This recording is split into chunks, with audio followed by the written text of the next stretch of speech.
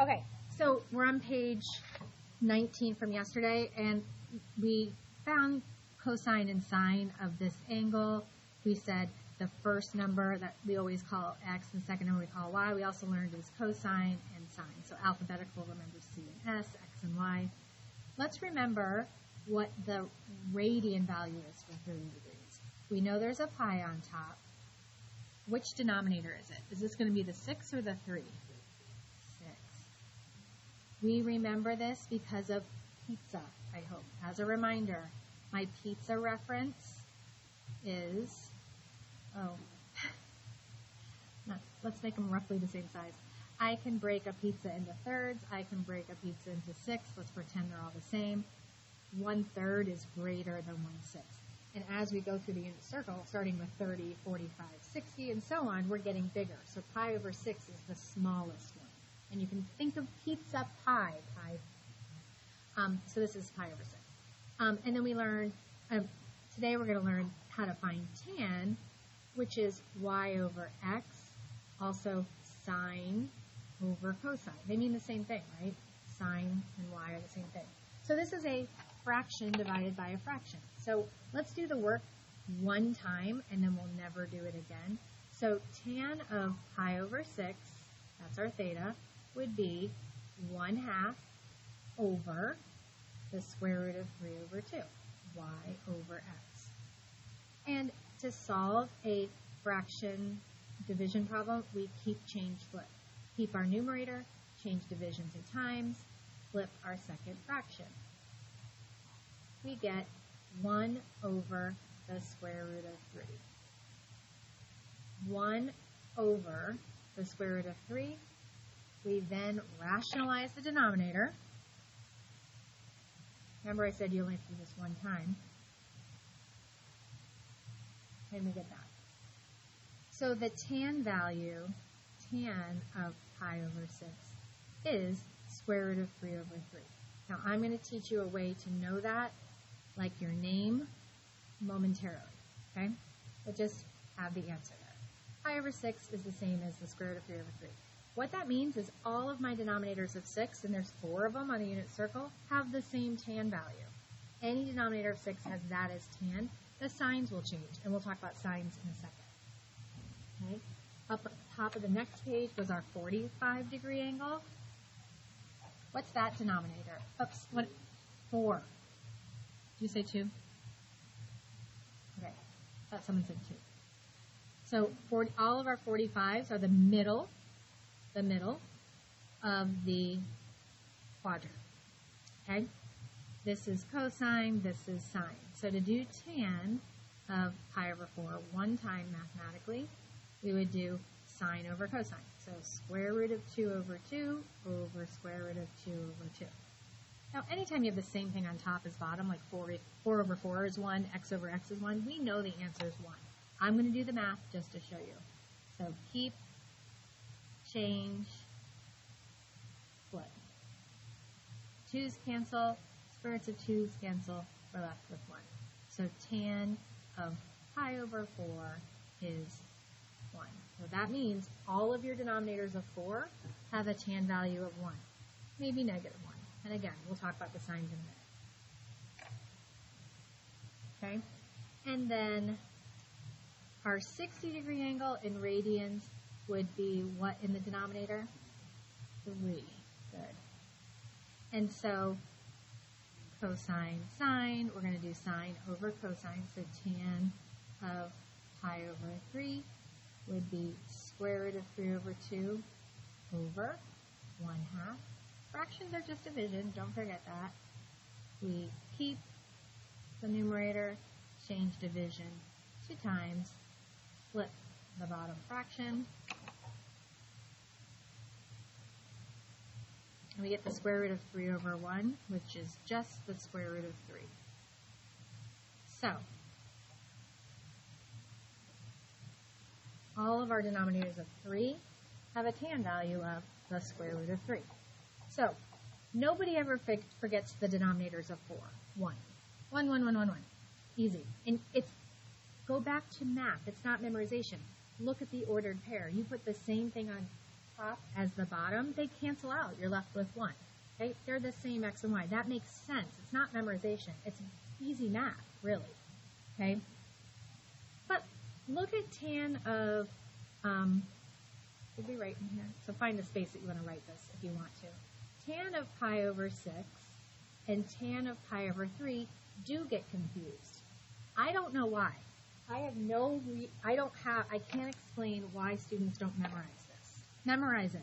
You never want to have to do that again. You have a way to do, like if you just blank, you know you can do division of 2 fractions and show who wants what. Who wants to do that? Not me. I already do it 5 times a day, right? So memorization, this is denominator of 6, it's going to be square root of 3 over 3. Look at that. And this one's square root of 3. Does anybody see the connection there?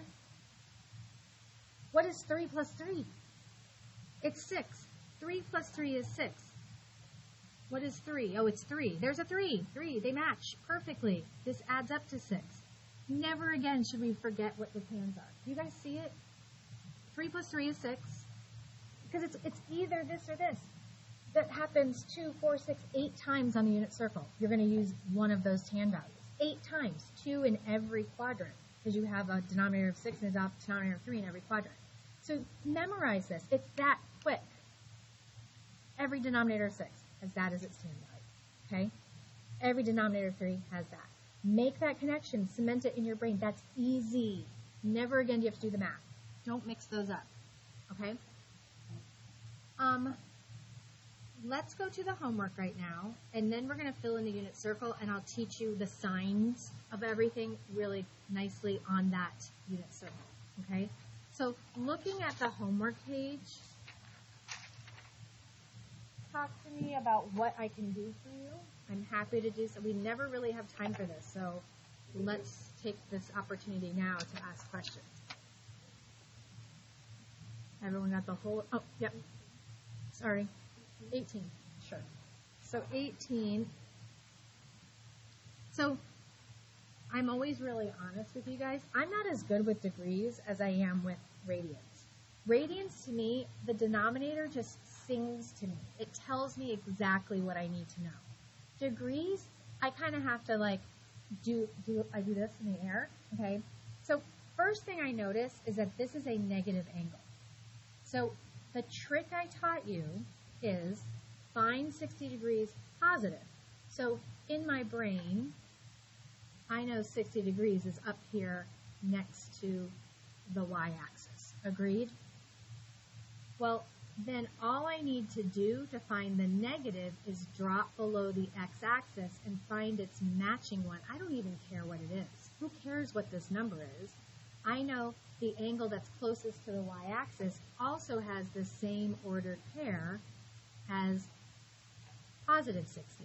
It's going to be 1/2 square root of 3 over 2. So this is actually negative 60. Positive 60 is here, negative 6 is here. It's just the way you wrap. Same distance, different direction. So, and it works in all 4 quadrants. Wherever your negative angle is, find its positive, no matter which quadrant it is. If you're in 1 and 2, you cross the x-axis down here. If it's in 3 or 4, you cross the x-axis to find the negative angle. It's simple. It really is. It's the easiest way to work with negatives. So again, in my mind, I'm seeing positive 60. I know that ordered pair. I'm just going to find the matching angle in the exact same spot, right next to the y-axis. Happens to be 300. Okay. 300 and negative 60 are coterminal. But all we really care about is that they have the same ordered pair, except for what? The sign, right. So I then am identifying that negative 60 is in quadrant 4. So in quadrant 4, right and down. So I know my ordered pair is 1/2 negative square root of 3 over 2. Right? So the right is positive, down is negative in quadrant 4. So then I can then identify this guy as cosine, this guy as sine. Does that make sense? Okay. Degrees are harder, but what's nice is we use radians mostly in calculus. You have to be familiar with degrees, that's why we're covering it, but you really mostly see radians, which is good. more. Nobody has any other questions? You all finished them? Check your key, make sure you're right.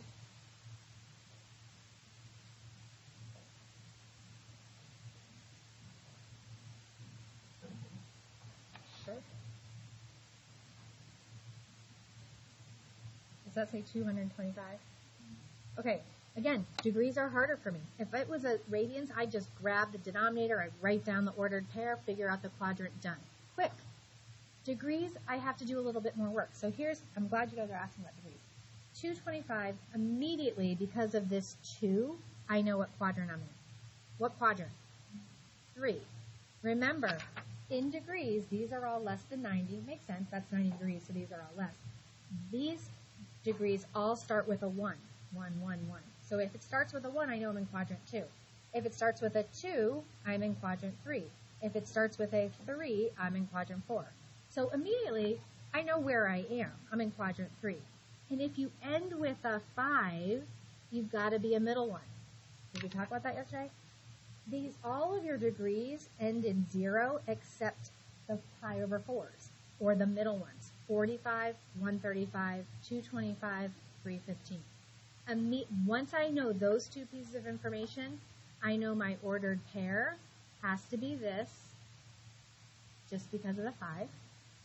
And then because of the quadrant, I can identify quadrant 3, to the left is negative, down is negative.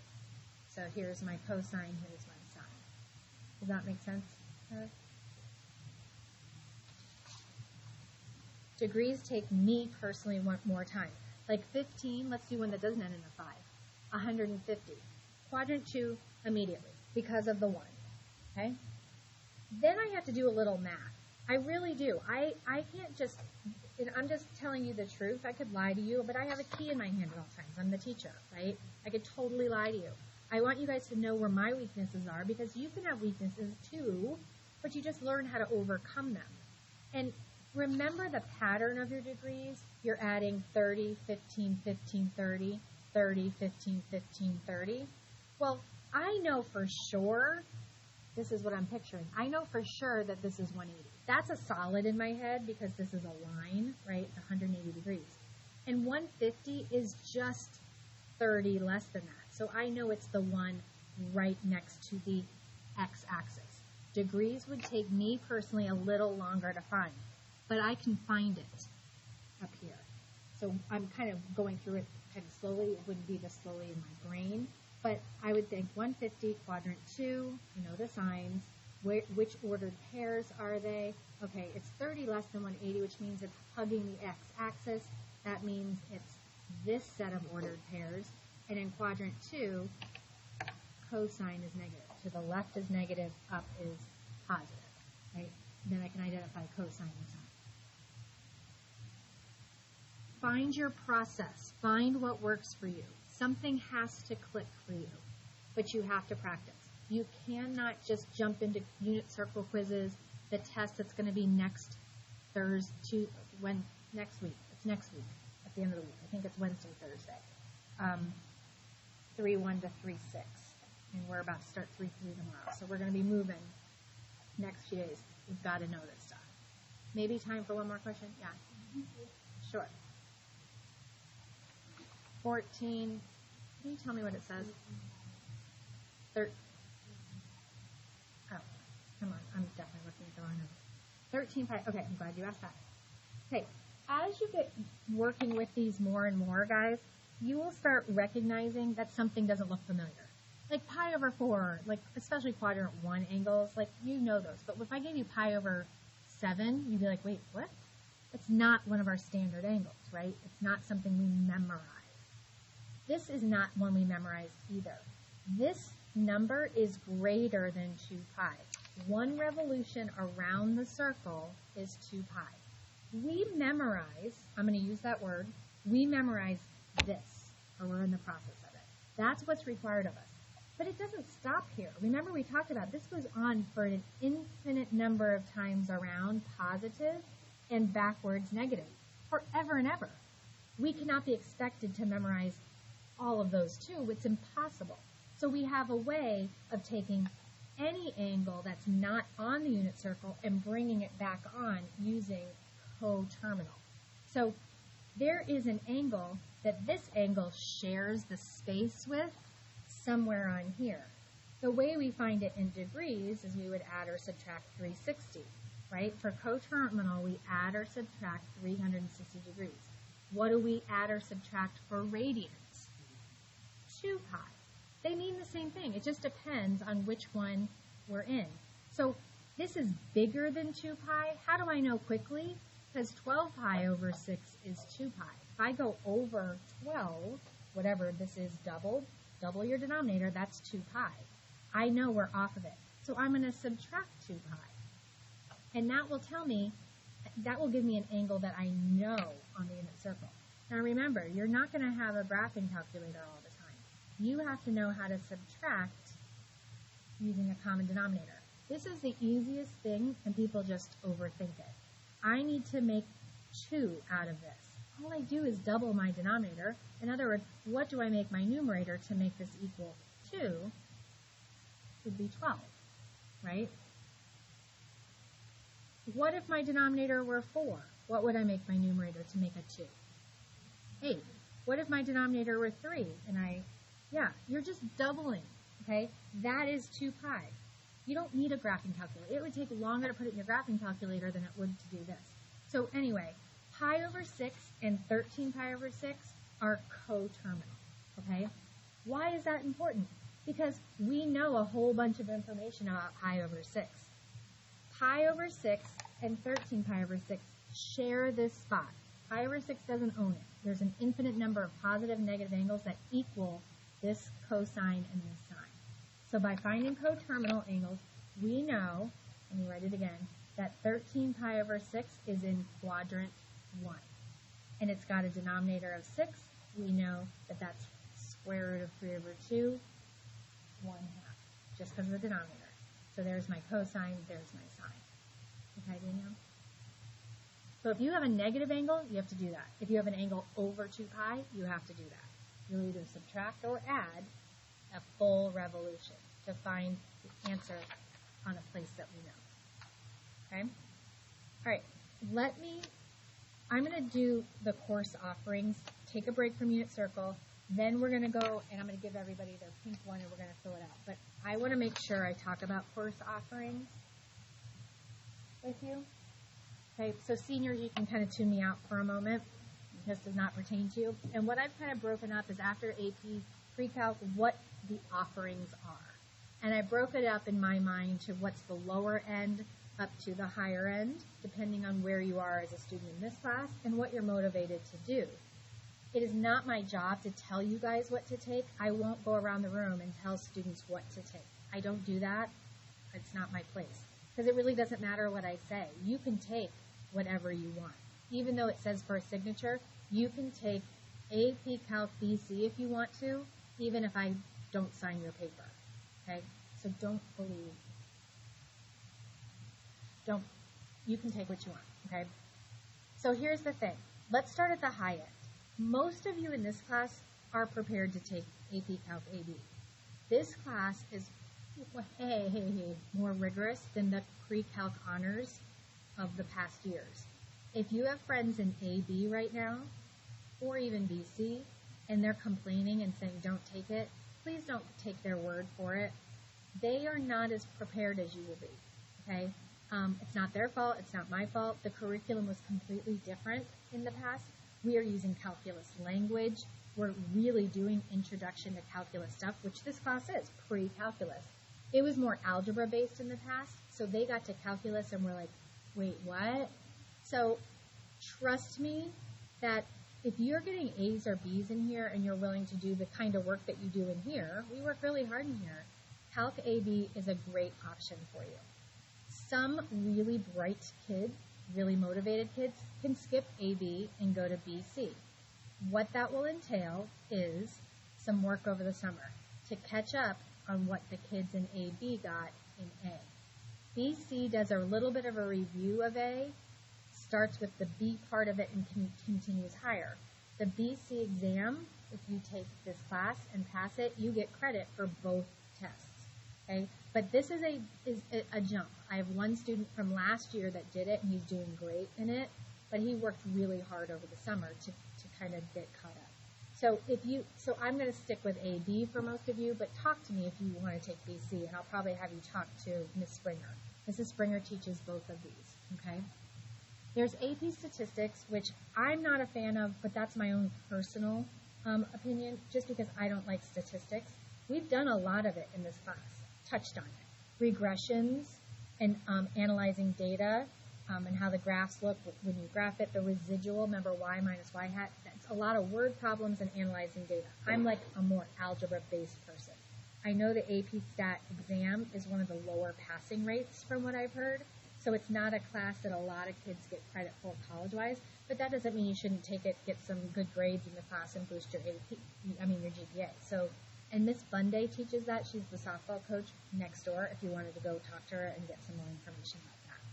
So those are the highest levels. In the middle, let me talk about Prob and Stats first. Prob and Stats is an honors level course. A lot of people take it. Okay, so I'm doing this right now, right? So I gotta be careful. A lot of people take it, a lot of people get A's and B's. A lot of people get A's.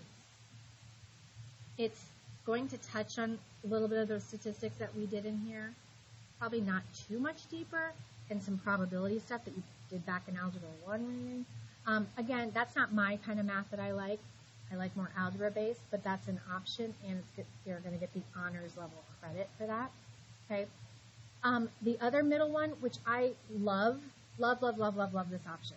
We offer intermediate algebra first semester, college algebra second semester, dual enrollment through SPC on campus, taught also by Ms. Springer, who teaches the calc classes. You get a year of math credit for each of those, and you get 2 college credits. Intermediate algebra first semester is just an elective credit in college, because college algebra is the first entry-level class for college, and you'll get a math credit. There are requirements on the PERT to take these, or the PSAT, or the SAT, or the ACT, and you need to become an SPC student and get a student number and all this stuff to take those classes. It's a lot of information. If you're interested in this, I have some papers I'm going to lay out on the desk up here when I'm done talking, and then when you get your phones, you guys can take pictures of it, and it'll give you all the information you need and all the concordant scores, meaning what you need on this test to get into those classes, what you need on this test.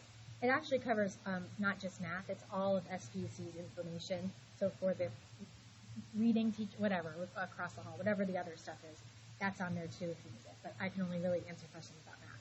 This is a great class. If you are like a senior and you have a lot of room in your schedule and you're still taking AB, taking these together is not too much. This is like Algebra 2 level math. In fact, first semester, you'd probably be a little bit bored. Okay? Some of you want to be bored at this point, after this class, all right? This one will be a little more challenging, like Algebra 2. This is like Algebra 1.5. But what she does is teaches it like a college course. Has anybody taken these yet? You have? And does she still do 3 days of work and like 2 work days a week? So she teaches like college class. So roughly 3 days a week she does work, and then you get to have work days. You know, like my work days, that's where I got that idea from. Work days where you can work on it. And if you have that class also, you get to have her twice a day. She's wonderful. And you could get maybe some support on this class if you're taking this class too, because this is not going to be as rigorous. So that's an option. And then lastly, I say low. It's not like you're dumb if you take it. It's just not an honors level. It's a little bit less heavy. It's math for data and financial literacy. We love this class for seniors, especially if you're tired. This class killed your math buzz. So you take this class and learn about budgeting and, how much it costs to get a car, a house, taxes, real life math. So that's a great class to take for that. So not an honors level credit or anything, but still a good option. So those are your options. I will be putting all of the SPC information on the desk here in the middle and those blank unit circles for you to grab a few if you'd like, right when I'm done with the pink sheet. So we're going to do our last little activity together, which is, I'm going to pass these out, and we're going to fill it out together perfectly, okay? This has to be perfect. I can't make a mistake, and you can't make a mistake. Because this is going to be what you check when you practice in your circle, or you're doing homework and you check your something. So this needs to be crazy. You know this. What? Oh, yeah, I have it.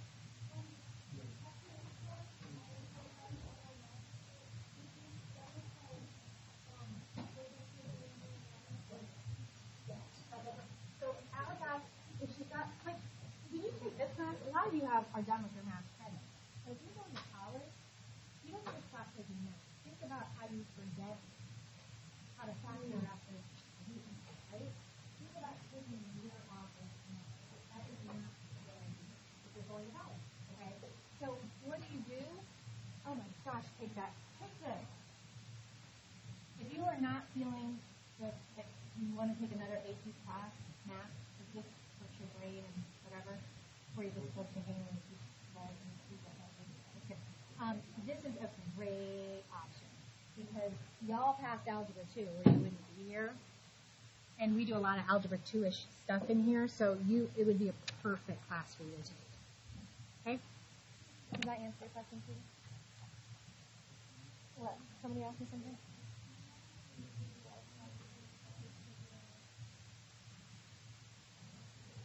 No, but if you, I took some classes at SPC over the last few years. I learned sign language, and I decided to take calculus again just for fun. So I just recently went through the whole being an SPC student again, and they have so much information on their website. So if I would just go on their website and kind of look into AA requirements. It'll show it there. But, do it. Get them. They're free. Yeah. Mm-hmm. Do you have is it on your curriculum guide? Are there different codes on there? Okay. Can I see it? So,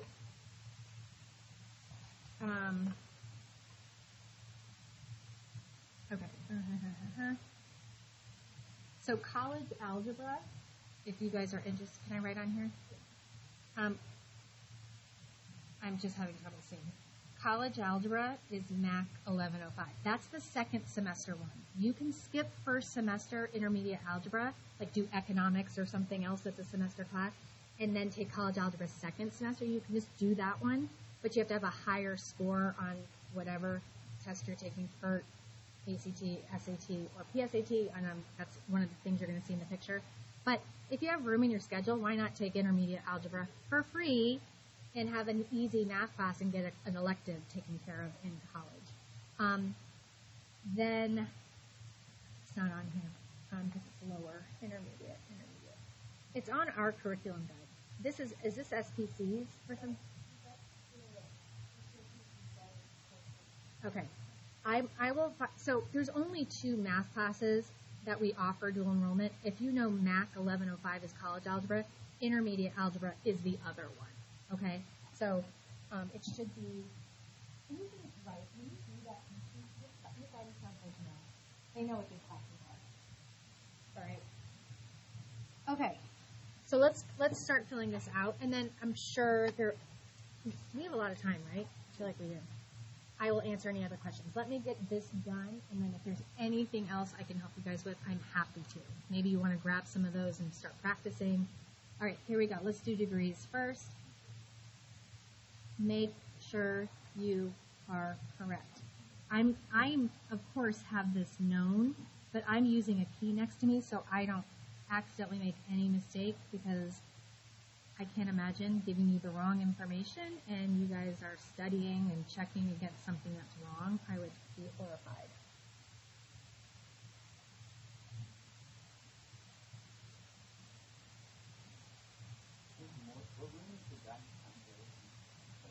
Up in student services. Mm-hmm. I think aren't you guys doing your class selections through your English classes? And then you guys have a day where you go to the media center or something. And I believe the guidance counselors will be there that day.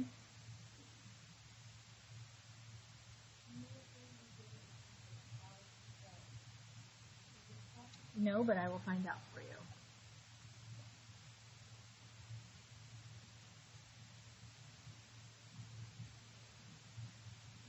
Don't be jealous. I have sticky notes that are graphs. All different ones. I have sticky notes that are translucent. I thought I would use them, and I don't know when I would use them. Or was that the word? Aren't those cool? But I just don't know what. I thought like I would make a parabola, and then I could transform it on here, and I never did anything with it. I just use them like regular sticky notes. They're really expensive. Okay, so remember, all of your quadrant 1 degrees are less than 90, right? 90 degrees, these are less than 90. All of our quadrant 1s are 100s, quadrant 2s are 3s are 200s, quadrant 4 are 300s, okay? Let's go through the radians. You can say 0 or 0 pi. So degrees will have a degree symbol. Radians will either have the pi symbol or nothing. And you see it more like this, that's why I'm just going to leave it, okay? And then 6 comes first, then 4, then 3. All of our numerators are pi in quadrant 1.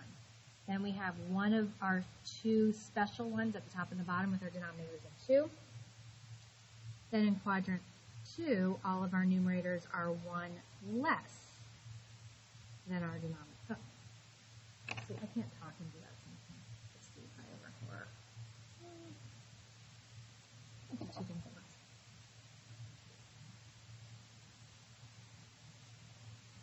So remember, all of quadrant 2 radians have a difference of 1 between their numerator and the denominator, but they are proper fractions. The top is smaller than the bottom because they are smaller than 1 pi.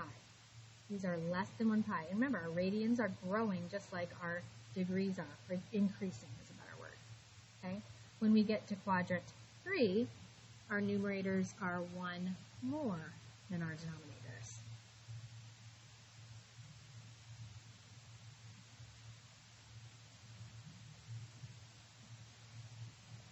And there's our other special one, denominator of 2.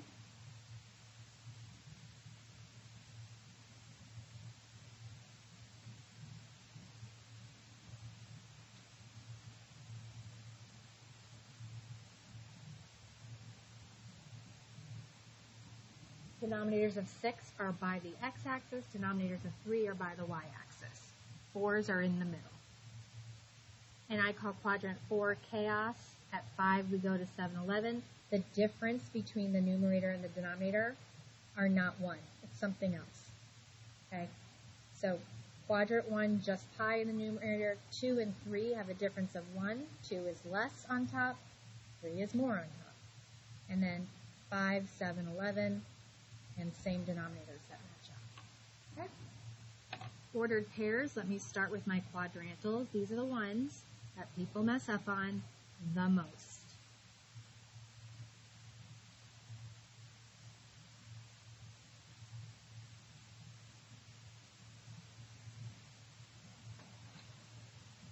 And we start with the square root of 3. All the denominators are 2, right? We're not going to mess up on that.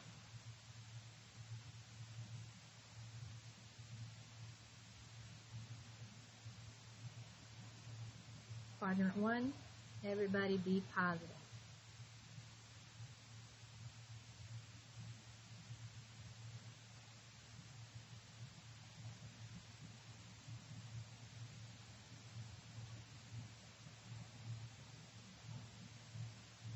In quadrant 2, to the left and up, negative, negative, negative. Cosine is negative in quadrant 2. And I'm making it obvious. And when we do our timed quiz, you need to make it obvious too. I need to know what you know. And I don't want to have to look for negative. Be obnoxious like I am. Okay. Continuing on.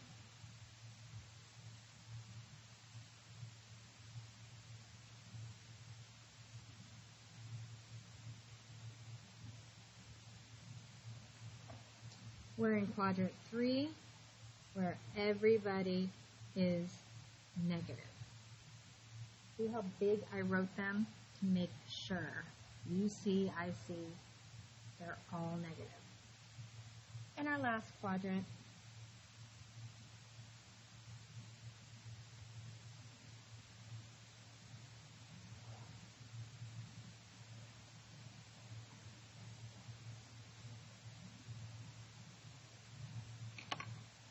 and in quadrant 4, sign is negative. We go to the right is positive, down is negative. So negative, negative, negative. Okay? That is what is timed. That is, scoop it up, put it in your brain. It has to be there. Okay?